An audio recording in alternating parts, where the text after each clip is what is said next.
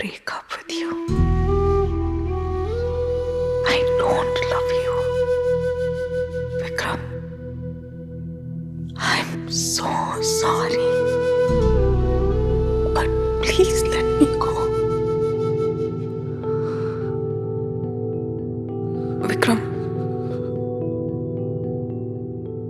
నేను నీతో హ్యాపీగా లేను.